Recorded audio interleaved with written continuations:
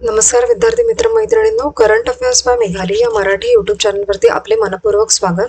इथे आपण daily current अफेअर्सचे important 12 questions पाहतो, जे तुम्हाला आपल्या MPSCच्या सर्व परीक्षांमध्ये, महाराष्ट्र शासनाच्या सर्व सरळ सेवा परीक्षांमध्ये, तसेच सर्व केंद्रीय परीक्षांमध्ये पुढे येणाऱ्या एक्झाममध्ये नक्कीच पाहायला मिळतील. त्यामुळे चॅनलला जास्तीत जास्त लाईक करा. सर्व विद्यार्थ्यांना हा चॅनल जास्तीत जास्त तुम्ही शेअर करा, जेणेकरून सर्वांना याचा उपयोग होईल. आणि चॅनलला सबस्क्राईब करायला विसरू नका. लेक्चर शेवटपर्यंत पहा, जेणेकरून तुम्हाला ही जी काही माहिती आहे ना, याचा संपूर्ण उपयोग होईल. आणि आज आपण पाहूयात 9 जानेवारी 2026च्या चालू घडामोडी. आणि एक सूचना आहे की ॲक्च्युली लेक्चर माझे रेकॉर्ड मी करत होती, पण ते पहिलं लेक्चर रेकॉर्ड झालेलं नाही आहे. आणि तुम्हाला त्यामुळे जे उत्तर आहेत ते आधीच टिक केलेली दिसतील, पण मी पुन्हा रेकॉर्ड करते, तर त्याची नोंद घ्या. आणि आपण स्टार्ट करूयात आजचं लेक्चर. प्रश्न पहिला, भारतामध्ये प्रथम आयोजित होणारी Indian international conference on democracy and election management म्हणजे IICDEM 2026 कोणत्या संस्थेद्वारे आयोजित केली जात आहे? पर्याय आहेत: ए परराष्ट्र मंत्रालय, बी आहे भारत सरकार, सी आहे भारत निवडणूक आयोग आणि डी आहे आंतरराष्ट्रीय IDEA. तर याचं योग्य उत्तर आहे पर्याय क्रमांक सी, भारत निवडणूक आयोग. त्याचे महत्त्वाचे पॉईंट्स पहा. IICDEM 2026 ही भारताने प्रथमच आयोजित केलेली आंतरराष्ट्रीय निवडणूक व्यवस्थापन परिषद आहे. 2026 साली भारत इंटरनॅशनल IDEA च्या काउन्सिल ऑफ मेंबर स्टेट्सचे अध्यक्षपद भूषवणार आहे.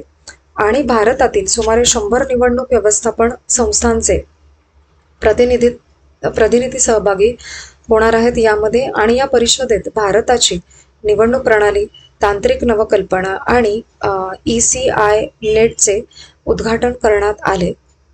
ओके, पुढील प्रश्न क्रमांक 2, भारतीय सेनेने ड्रोन युद्धासाठी उभारलेली नवीन विशेष फोर्स कोणते आहेत? तर त्याचे पर्याय आहेत: ए रुद्र, बी आहे भीम, सी आहे भैरव आणि डी आहे अग्नी. तर याचे योग्य उत्तर आहे पर्याय क्रमांक सी, भैरव. महत्त्वाचे पॉईंट्स पहा. भैरव फोर्समधील सर्व जवान ड्रोन संचालन आणि रिअल टाईम युद्ध कारवायांसाठी प्रशिक्षित आहेत. सध्या सुमारे 15 भैरव बटालियन तैनात असून भविष्यात ही संख्या 25 पर्यंत वाढवण्याची योजना सरकारची आहे. आणि दक्षिण कमांड अंतर्गत वाळवंटी क्षेत्रामध्ये Bhairav battalion son of the soil संकल्पनेनुसार उभारण्यात आली आहेत.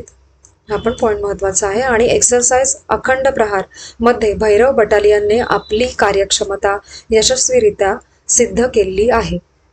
पुढील प्रश्न क्रमांक 3, 2026 साली नृत्य कलानिधी पुरस्कार कोणत्या भरतनाट्यम नृत्यांगणेला प्रदान करण्यात येणार आहे?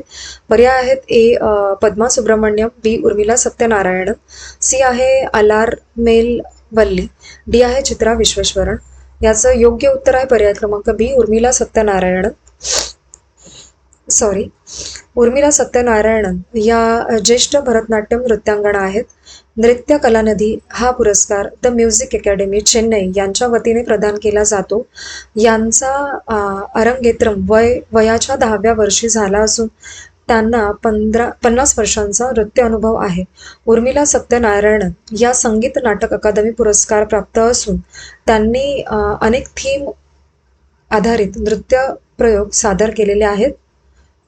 पुढील प्रश्न क्रमांक 4, अलीकडे सुरू करण्यात आलेली शाईन म्हणजे standard help inform and nature empowerment woman योजना कोणत्या संस्थेची आहे? पर्याय आहेत: A national skilled development corporation, B आहे भारतीय मानक ब्युरो BIS, सी आहे नीती आयोग आणि डी आहे महिला व बाल विकास मंत्रालय.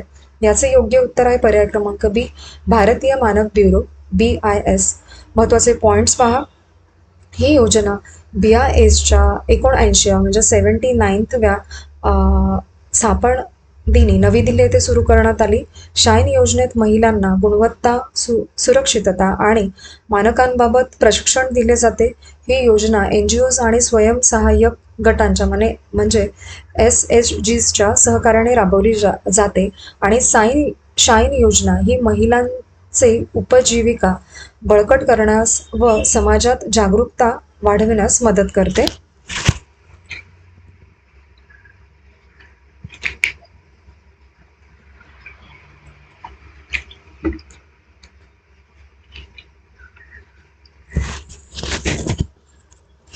पुढील प्रश्न क्रमांक 5. ISO IEC 42001 सर्टिफिकेशन लीड दर्जा मिळणारी भारतातील पहिली पेटंट कंपनी कोणती आहे? तर त्याचे पर्याय आहेत इन्फोसिस फायनान्स, बी आहे TCS पेमेंट्स, सी आहे financial software and system FSS आणि डी आहे पेटीएम. याचा योग्य उत्तर आहे पर्याय क्रमांक सी FSS.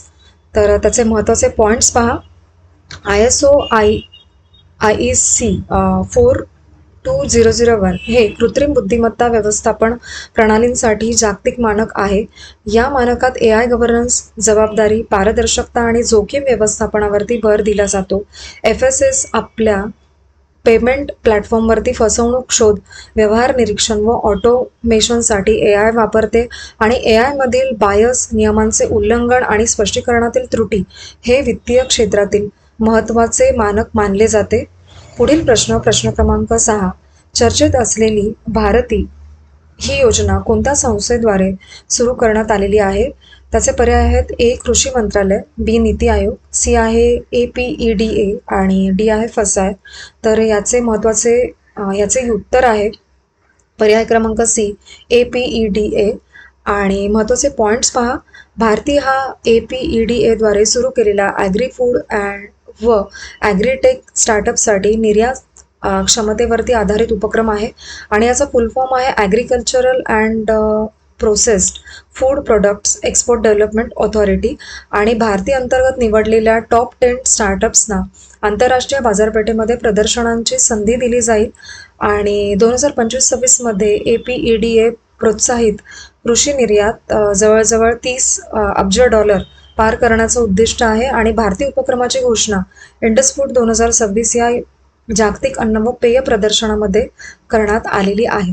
पुढील प्रश्न क्रमांक 7.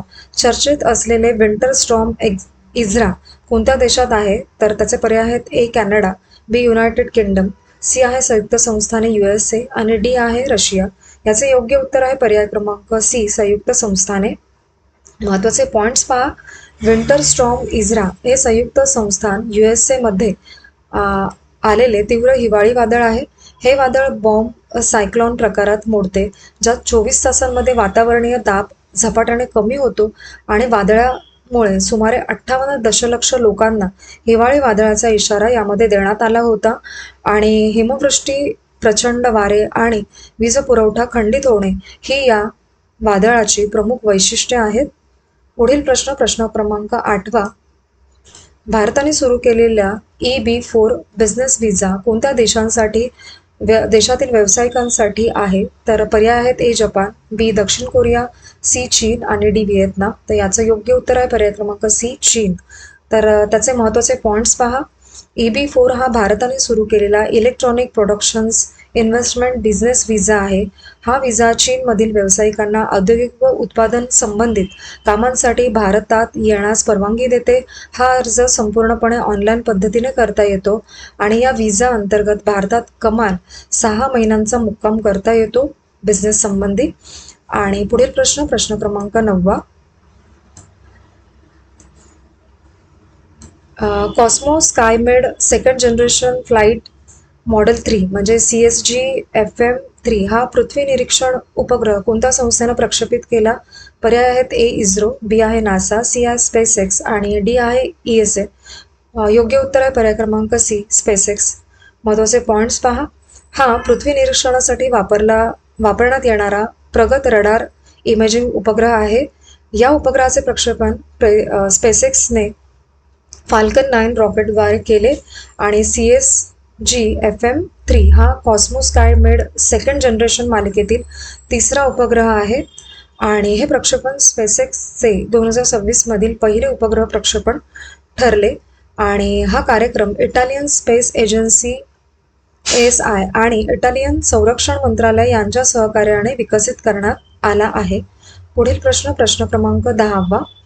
बांगलादेश सरकारने IPL 2026 चे प्रसारण बंद करण्याचा निर्णय कोणत्या कारणामुळे घेतला? पर्याय आहेत ए आर्थिक अडचणींमुळे, बी सुरक्षा कारणांमुळे, सी आहे मुस्ताफिझुर रहमानला IPL मधून वगळण्यात आल्यामुळे आणि डी आहे ICCच्या निर्देशांमुळे. याचे योग्य उत्तर आहे पर्याय क्रमांक सी, मुस्ताफिझुर रहमानला IPL मधून वगळण्यात आल्यामुळे. महत्त्वाचे पॉइंट्स पहा. बांगलादेश सरकारने हा निर्णय सार्वजनिक हितासाठी घेतल्याचे अधिकृतपणे निवेदनात स्पष्ट केलेले आहे. मुस्ताफिझुर रहमान हा IPL 2026 साठी निवडला गेलेला एकमेव बांगलादेशी खेळाडू होता आणि या निर्णयामागे कोणतेही अधिकृत कारण BCCI कडून देण्यात आलेले नाहीये. आणि पुढील प्रश्न क्रमांक 11.